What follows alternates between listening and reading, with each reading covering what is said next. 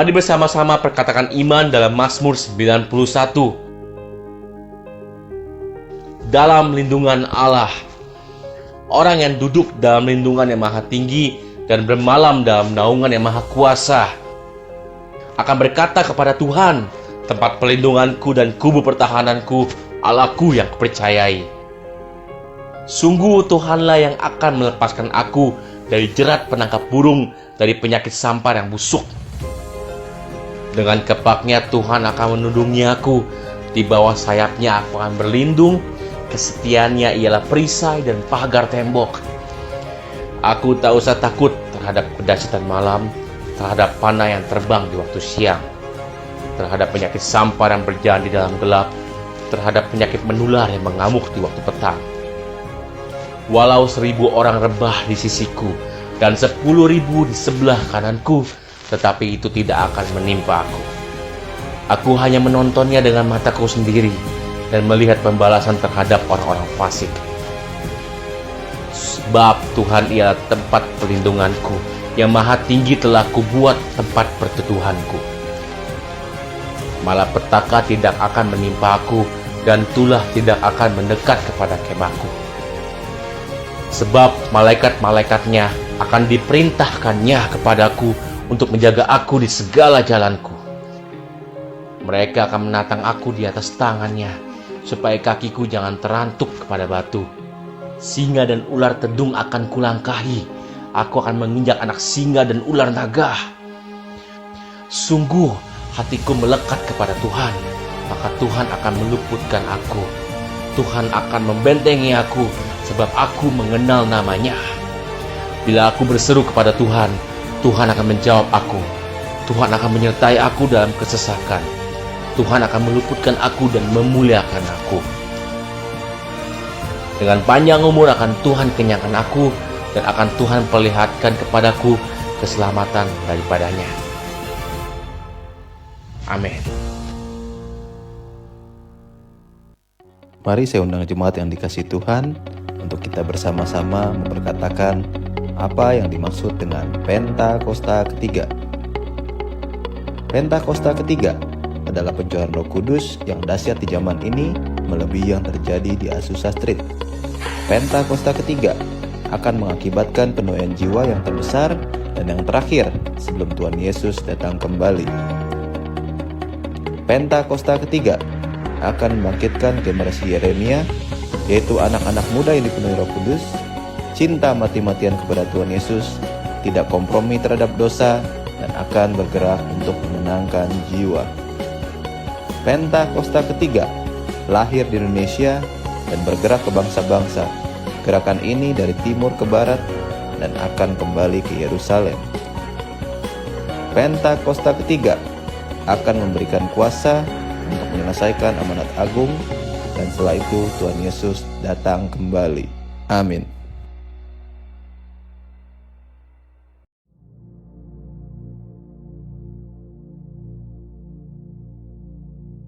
Shalom semuanya.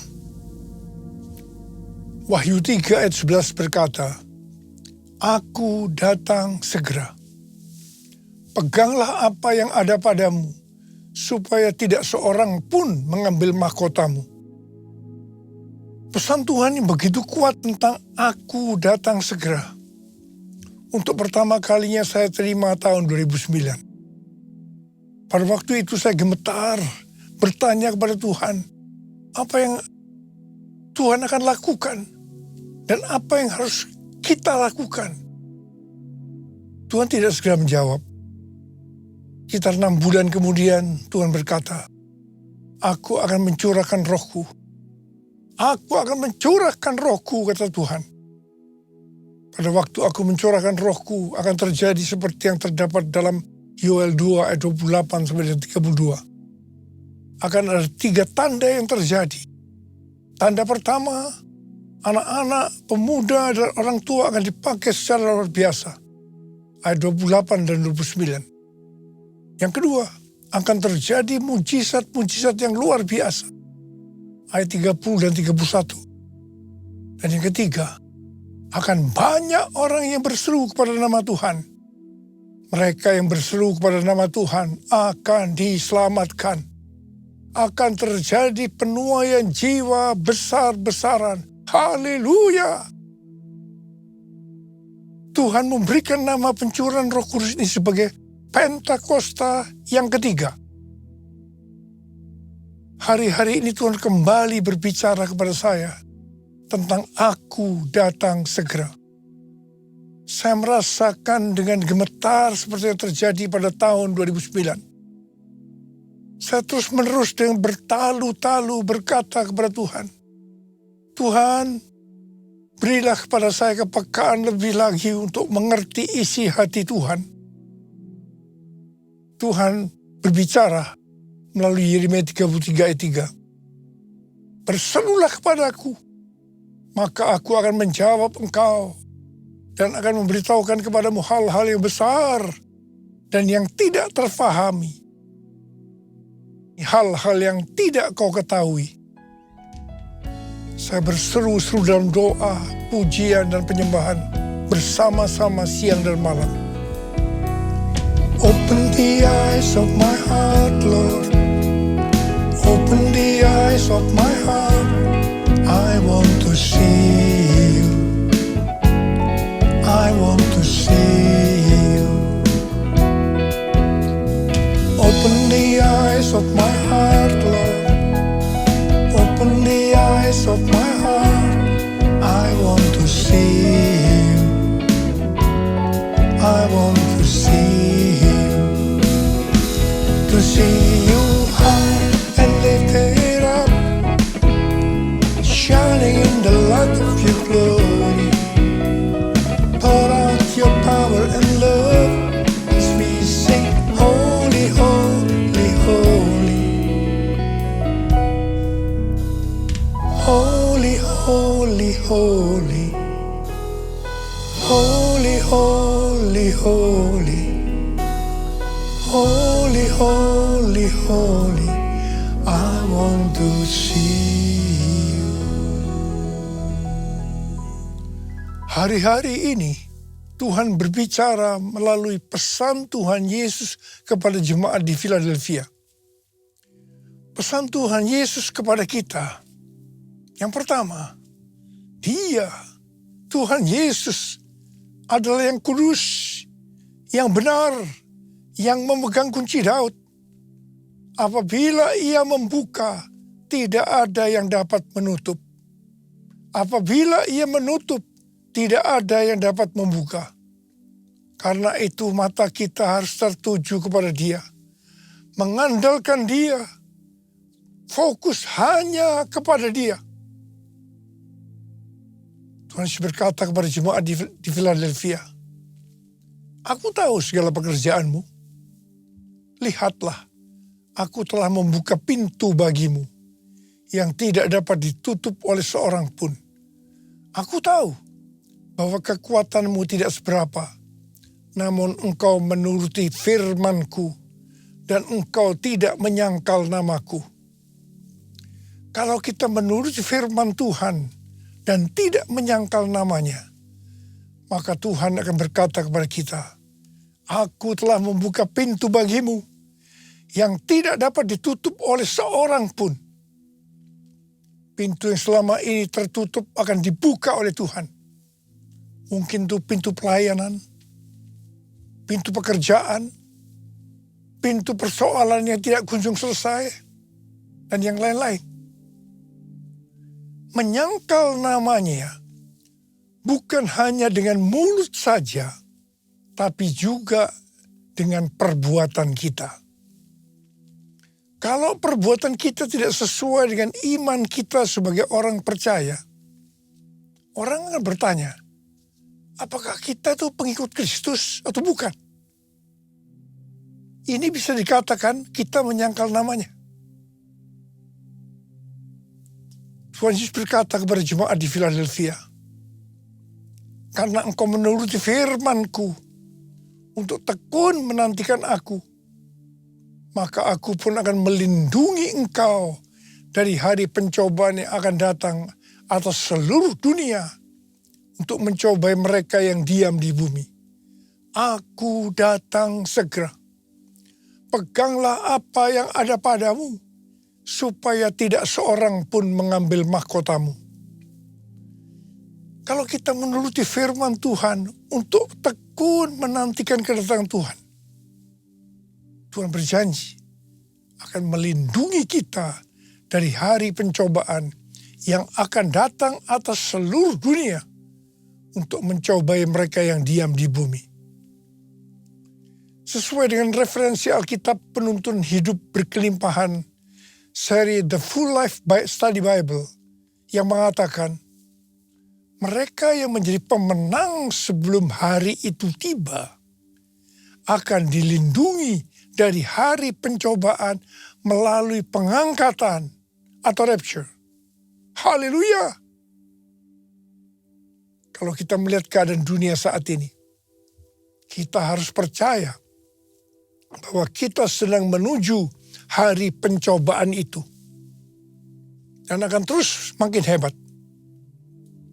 Orang yang hidup pada saat Perang Dunia Pertama dan Perang Dunia Kedua pasti mengira bahwa hari pencobaan yang menimpa seluruh dunia seperti yang dimaksudkan kepada jemaat di Philadelphia sedang terjadi.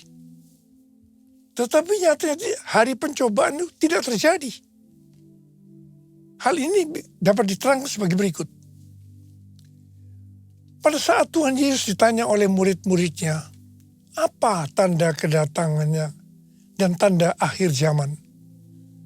Salah satunya Tuhan Yesus menjawab dalam Matius 24 ayat 14 yang berkata, dan Injil kerajaan ini akan diberitakan di seluruh dunia menjadi kesaksian bagi semua bangsa.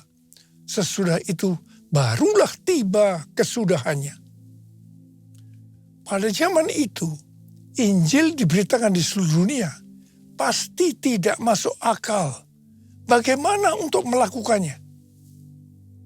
Tetapi akhir-akhir ini, terutama setelah COVID-19, penggunaan media sosial begitu meluas, sehingga pemberitaan Injil ke seluruh dunia sangat masuk akal.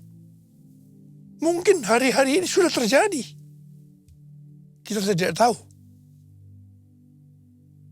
Yang jelas, kalau ada pencobaan yang datang ke seluruh dunia seperti yang terjadi saat ini, kita harus percaya ini merupakan permulaan dari hari pencobaan yang akan datang atas seluruh dunia untuk mencobai mereka yang diam di bumi, seperti yang dikatakan oleh Tuhan Yesus kepada jemaat di Philadelphia. Kita juga harus percaya kita akan dilindungi dari pencobaan itu melalui pengangkatan. Tadi dikatakan yang akan ikut dalam pengangkatan adalah mereka yang keluar sebagai pemenang. Mengenai pemenang ini, Tuhan Yesus berkata, siapa yang bertelinga, hendaklah ia mendengarkan apa yang dikatakan Roh kepada jemaat-jemaat. Siapa yang menang, artinya yang melakukan perintah Tuhan itu, akan masuk surga.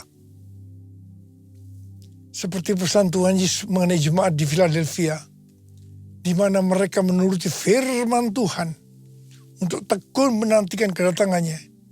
Itu juga yang harus kita lakukan supaya menjadi pemenang, sehingga kita ikut dalam pengangkatan.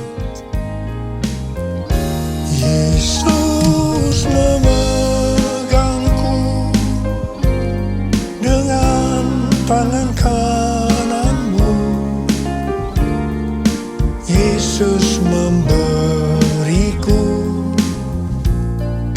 kemenangan. Yesus memegangku dengan tangan kananmu. Yesus memberiku kemenangan.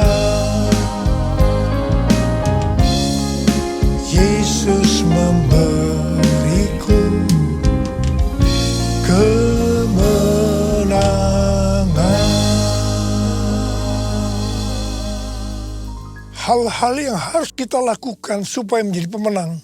Yang pertama, kita harus berjaga-jaga. Mengenai kedatangan Tuhan Yesus, Alkitab katakan, tentang hari dan saat itu, tidak ada seorang pun yang tahu. Malaikat-malaikat di sorga tidak, dan anak pun tidak, hanya Bapa sendiri. Akan tetapi, tanda-tanda kedatangannya, Tuhan Yesus sudah memberitahu. Sesuai dengan tanda-tanda kedatangannya, maka waktunya sudah sangat-sangat singkat. Apalagi hari-hari ini Tuhan Yesus berpesan, "Aku datang segera." Karena itu kita harus berjaga-jaga. Kita harus siap sedia. Karena Tuhan Yesus datang pada saat yang tidak kita duga. Hal yang kedua, agar kita menjadi pemenang, seperti yang terdapat di dalam Matius 24 ayat 46 dan 47 yang berkata, "Berbahagialah hamba yang didapati tuannya melakukan tugasnya itu ketika tuannya itu datang. Sesungguhnya aku berkata kepadamu, tuannya itu akan memberi dia wewenang atas segala miliknya." Menyambut kedatangan Tuhan Yesus, kita harus tetap melakukan tugas-tugas kita seperti dia akan datang 1000 tahun lagi.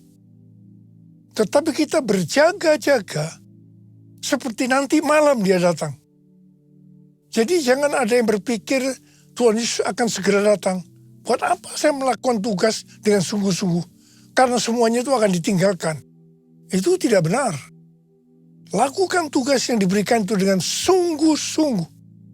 Sehingga pada waktu dia datang, kita akan mendapat upah. Yang mau katakan amin?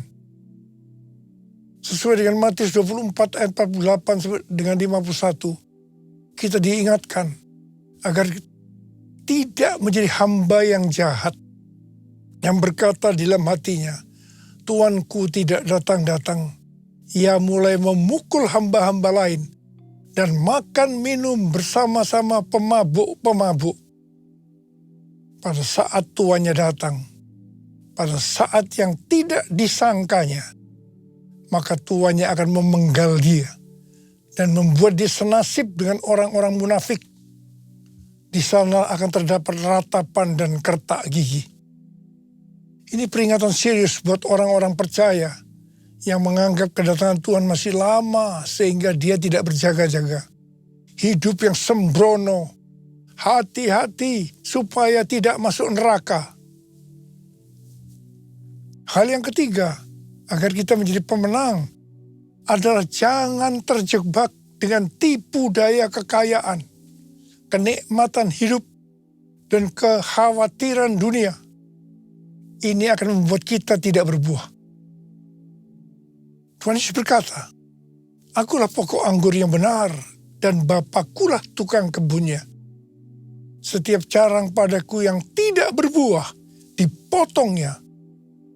Dan setiap carang yang berbuah, dibersihkannya, supaya ia lebih banyak berbuah." Pada saat carang dipotong, dia akan jatuh ke tanah dan menjadi kering. Kemudian akan dikumpulkan orang dan dicampakkan ke dalam api, lalu dibakar. Orang yang tidak berbuah akan dicampakkan ke dalam neraka. Karena itu kita harus berbuah. Tuhan Yesus berkata dalam Yohanes 15 ayat 8, "Dalam hal inilah Bapakku dimuliakan, bahwa kamu berbuah banyak, dan menunjukkan kamu adalah murid-muridku." Galatia 5 ayat 22-23 berkata, "Namun buah roh ialah kasih, sukacita, damai sejahtera, kesabaran, kemurahan, kebaikan, kesetiaan, kelemah lembutan, dan penguasaan diri. Tidak ada hukum yang menentang hal-hal itu." Orang yang berbuah akan terus dibersihkan. Perhatikan ini.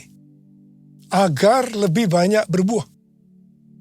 Kita terus akan dikuduskan melalui Roh Kudus, firman Allah, dan juga proses. Kita akan menjadi serupa dengan gambar Yesus. Artinya menjadi murid Tuhan Yesus. Hanya murid Tuhan Yesus yang masuk surga. Yesus, ku cinta Kau, cinta Kau. Yesus, ku cinta Kau, cinta Kau. Yesus, ku cinta Kau dengan segenap hati, dengan segenap hati, dengan segenap hati. Hal yang keempat, agar kita menjadi pemenang, adalah kita harus memiliki kasih yang semula. Dalam Wahyu 2 ayat 1-7, Tuhan Yesus memberikan pujian kepada jemaat Efesus. Karena yang pertama, mereka tidak dapat sabar terhadap orang-orang jahat. Bahwa mereka telah menguji yang menyebut dirinya rasul. Tapi tidak demikian. Mereka mendapati orang-orang jahat itu pendusta. Yang kedua, mereka tetap tabah, sabar menderita karena namaku, Tuhan Yesus, dan tidak mengenal lelah. Dan yang ketiga, membenci segala perbuatan pengikut-pengikut Nikolaus yang juga Tuhan Yesus benci. Kalau melihat hal ini, jemaat Efesus adalah jemaat yang luar biasa. Meskipun demikian, setelah memberikan pujian, Tuhan Yesus berkata kepada jemaat di Efesus, "Aku mencela engkau, karena engkau telah meninggalkan kasihmu yang semula. Sebab itu ingatlah betapa dalamnya engkau telah jatuh. Bertobatlah dan lakukanlah lagi apa yang semula engkau lakukan. Jika tidak demikian, aku akan datang kepadamu dan aku akan mengambil kaki dianmu dari tempatnya, jikalau engkau tidak bertobat." Kita harus menggarisbawahi apa yang Tuhan Yesus katakan. Bahwa sebaik apapun kita melayani pekerjaan Tuhan, tetapi kalau tidak didasari oleh kasih yang semula, Tuhan Yesus akan berkata, betapa dalamnya engkau telah jatuh. Bertobatlah dan lakukan lagi apa yang semula engkau lakukan. Jika tidak, aku akan datang dan mengambil kaki dianmu dari tempatnya, jikalau engkau tidak bertobat. Sesuai dengan referensi Alkitab Penuntun Hidup Berkelimpahan, seri The Full Life Study Bible, yang dimaksudkan dengan aku akan mengambil kaki dianmu adalah menolak dan mengeluarkan dari dalam kerajaannya. Dengan perkataan lain, artinya akan masuk neraka. Karena itu kita harus menjaga agar kita selalu dalam kondisi kasih yang semula. Agar kita ikut dalam pengangkatan. Kasih yang semula adalah kasih pada saat kita baru bertobat dan mengalami kelahiran baru. Pada saat itu kita begitu haus akan Tuhan dan firman-Nya. Kita akan banyak berdoa, memuji dan menyembah Tuhan. Kita akan banyak membaca Alkitab dan hidup kudus. Hal yang kelima, agar kita menjadi pemenang, adalah menjadi murid Tuhan Yesus dan memuridkan orang lain. Sesuai dengan Roma 8 ayat 29, goal kita sebagai orang percaya adalah menjadi serupa dengan gambar Yesus, yaitu murid Tuhan Yesus. Sesuai dengan 1 Yohanes 2 ayat 6, murid Tuhan Yesus adalah mereka yang hidup sama seperti Kristus telah hidup. Tugas utama dari murid Tuhan Yesus tanpa memandang profesinya adalah menjadikan orang lain menjadi murid Tuhan Yesus. Ini adalah amanat agung Tuhan Yesus. Kalau kita menjadi murid Tuhan Yesus dan menjadikan orang lain sebagai murid Tuhan Yesus, pasti akan ikut dalam pengangkatan. Yang percaya katakan amin. Saya berdoa, kita semua harus jadi pemenang. Yang mau katakan amin. Yang mau mari kita angkat tangan kita dan katakan bersama saya bersama-sama. Hosana, Hosana, datanglah Tuhan Yesus. Hosana, Hosana, ku merindukanmu. Hosana, Hosana, datanglah Tuhan Yesus. Hosana, Hosana, ku merindukanmu. Ku merindukanmu. Sembah Dia, sembah Dia. Oh,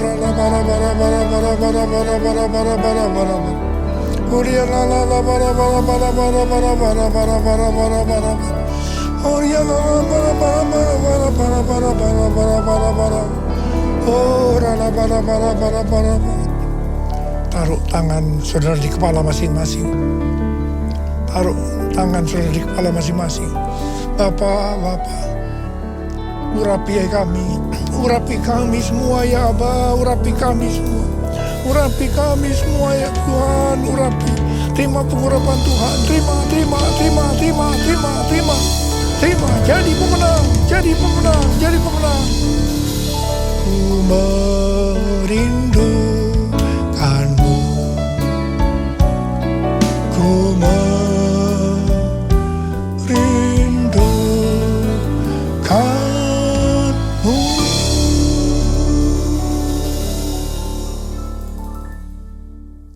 Mari kita akan masuk dalam perjamuan kudus. Kita akan mengingat ayat ini. Sebab setiap kali kamu makan roti ini dan minum cawan ini, kamu memberitakan kematian Tuhan sampai Ia datang. Perjamuan kudus adalah perjamuan Tuhan Yesus sendiri. Setiap kali kita masuk ke dalam perjamuan kudus, Tuhan Yesus selalu berkata, biarlah ini menjadi peringatan akan aku. Karena itu mari, tundukkan kepala. Arahkan hati kita kepada kebaikan Tuhan. Kita akan mengingat kebaikan Tuhan. Bapa, siapakah kami sebelum kami mengenal Engkau? Kamu semua orang berdosa. Upah dosa adalah maut, mati. Tapi Engkau yang tidak berdosa telah dijadikan dosa oleh karena kami. Engkau harus turun dari sorga mulia, menjelma menjadi manusia, mati ganti kami dengan penderitaan yang luar biasa. Sungguh kalau kami pikirkan betapa baiknya Engkau ya Aba. Itu Engkau ya Aba. Kau jadikan kami sebagai anak-anak-Mu. Kau berkati, Kau tuntun, Kau bela, Kau lindungi, Kau tegur kalau kami salah. Bapa, terima kasih. Terima kasih. Tuhan Yesus akan memberkati kita melalui perjamuan kudus. Tapi Tuhan mau agar kita makan dan minum dengan cara yang benar. Karena itu masing-masing sekarang berdoa. Firman Tuhan sudah dibagikan. Kalau Tuhan mengingatkan kita agar kita menyelesaikan segala sesuatunya dengan Tuhan, langsung kita minta ampun di hadapan Tuhan. Ampuni saya Tuhan. Ampuni saya, ampuni saya. Ampuni kami semua Tuhan. Ampuni anak-anak-Mu. Ampuni hamba-Mu ini juga. Terima kasih, terima kasih. Kami akan masuk dalam perjamuan kudus dengan hati yang penuh ucapan syukur. Dalam nama Yesus kami berdoa. Amin. Mari kita angkat roti di tangan kanan kita. Sebab apa yang telah kuteruskan kepadamu telah aku terima dari Tuhan. Yaitu bahwa Tuhan Yesus pada malam waktu ia diserahkan mengambil roti. Dan sesudah itu ia mengucap syukur atasnya. Dia memecah-mecahkannya dan berkata, inilah tubuhku yang diserahkan bagi kamu. Perbuatlah ini menjadi peringatan akan aku. Saudara kasih Tuhan, bukankah roti yang kita pecah-pecahkan ini adalah persekutuan kita dengan tubuh Kristus. Mari kita makan dalam nama Yesus.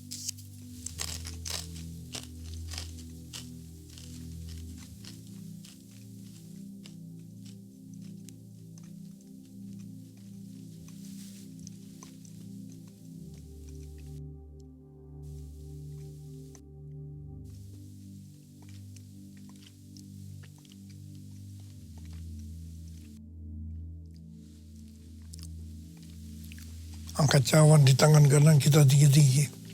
Mungkin juga yang mengambil cawan sudah makan lalu berkata, cawan ini adalah perjanjian baru yang dimeteraikan oleh darahku. Perbuatlah ini setiap kali kamu meminumnya menjadi peringatan akan aku.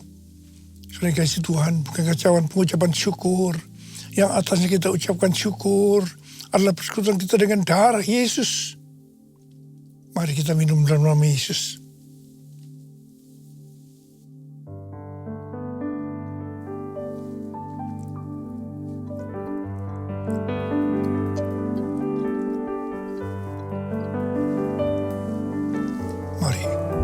Angkat tangan saudara, ucapkan terima kasih. Ucapan syukur kepada Tuhan dengan suara, jangan diam. Terima kasih ya Tuhan. Terima kasih ya Tuhan. Terima kasih ya Tuhan. Terima kasih ya Tuhan. Oh, oh Jesus. Jesus. Angkat tangan saudara. Tuhan sedang menyembuhkan kita semua. Sembuh dalam nama Yesus. Sembuh dalam nama Yesus. Dibebaskan dalam nama Yesus. Dipulihkan dalam nama Yesus. Terima kasih Tuhan. Terima kasih. Sembuh. Sembuh dalam nama Yesus. Sembuh. Sembuh. Terima kasih Yesusku. Terima kasih Yesusku. Puji syukur hanya bagi Tuhanku. Terima kasih Yesusku. Terima kasih Yesusku. Puji syukur hanya bagi Tuhanku. Terima kasih Yesusku. Terima kasih Yesusku. Puji syukur hanya bagi Tuhanku. Terima kasih Yesusku.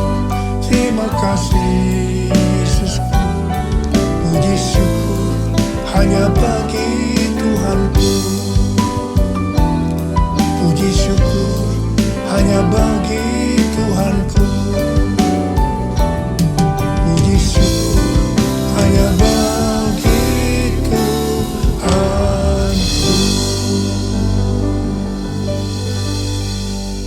Mari angkat tangan saudara. Terima berkat Tuhan. Kasih karunia yang berlimpah-limpah daripada Allah Bapa dalam Anak yang tunggal Yesus Kristus. Persekutuan yang manis dengan Roh Kudus menyertai kita semua mulai hari ini sampai Tuhan Yesus datang menjemput kita di awan-awan dan bahkan sampai selama-lamanya. Yang percaya bersama-sama katakan amin. Preview.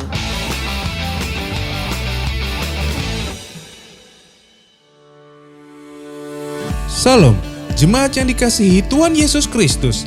Berikut adalah rangkaian kegiatan yang akan berlangsung di GBI Home Palem Galaksi dalam minggu ini.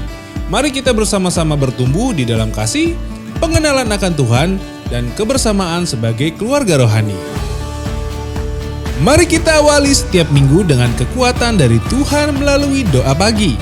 Setiap hari Senin pukul 6 pagi kita akan berkumpul secara online melalui Zoom untuk menaikkan ucapan syukur dan permohonan kepada Tuhan. Bangun lebih pagi, siapkan hati dan mari mulai hari dengan doa yang menguatkan iman kita.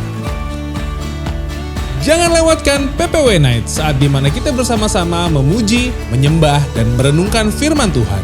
Ibadah ini diadakan setiap hari Selasa pukul 8 malam, onsite di gereja GBI Home Palem Galaksi, dan juga online via Zoom. Mari hadir dan rasakan hadirat Tuhan yang memulihkan, serta menguatkan setiap hati yang datang kepadanya.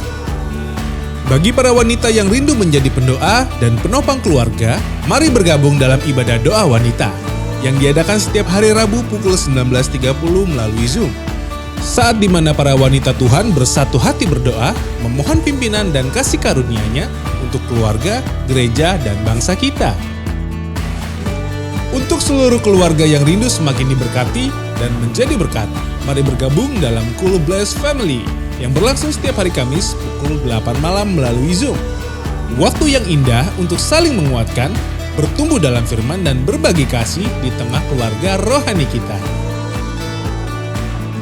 Bagi para dewasa muda, jangan lewatkan persekutuan yang seru dan membangun iman, yaitu Kul Dewasa Muda, setiap hari Kamis pukul 8 bertempat di rumah Ibu Susanti. Datang dan alami persekutuan yang hangat, penuh sukacita, dan saling menguatkan dalam kasih Tuhan. Jemaat yang terkasih, Tuhan sedang menanamkan sebuah kerinduan di hati gereja kita, untuk suatu hari memiliki rumah Tuhan yang menjadi milik kita bersama. Bagi Bapak, Ibu, dan Saudara yang rindu mengambil bagian dalam pembangunan ini, dapat menabur melalui transfer ke rekening BCA 0730 507 305 atas nama GBI Palem Galaksi. Atau, Bapak dan Ibu juga dapat memberikan persembahan melalui kotak persembahan pembangunan yang telah disediakan. Kiranya setiap benih yang ditaburkan menjadi berkat, dan Tuhan memberkati setiap hati yang memberi. Demikian pengumuman minggu ini, mari terus semangat dalam pelayanan, setia dalam doa, dan bersukacita dalam setiap kesempatan yang Tuhan berikan. Tuhan Yesus memberkati.